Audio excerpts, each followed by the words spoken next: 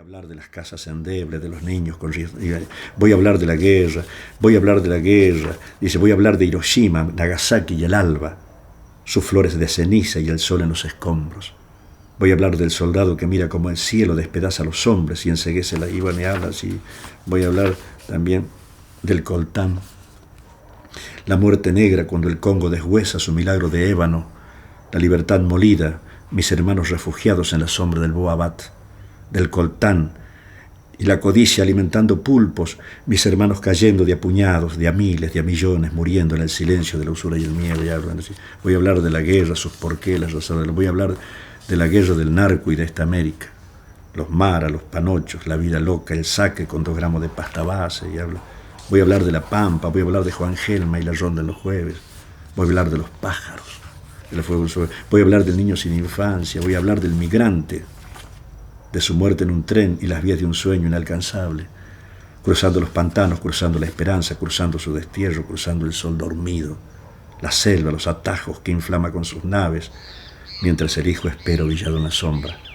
Voy sin nombre, bueno, habla el tipo, de todo habla.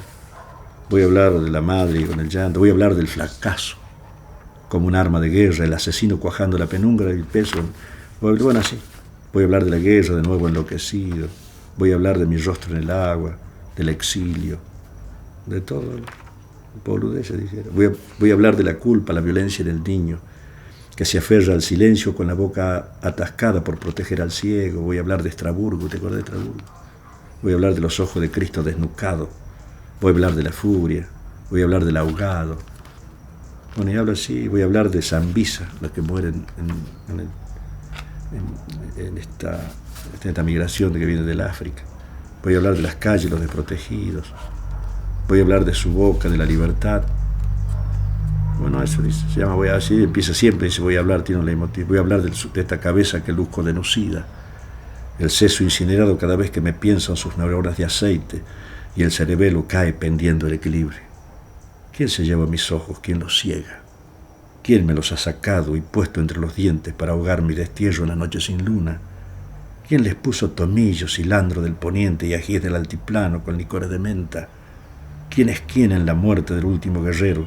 ¿Y quién le come el cuero al sueño de la espada? Eso. Voy a hablar del hombre y de sus huellas, el vino encantado. Voy a hablar del eterno estallido de la vida. Termino diciendo. Eso es. La hora del relámpago. Te lo regalo. Muchas gracias.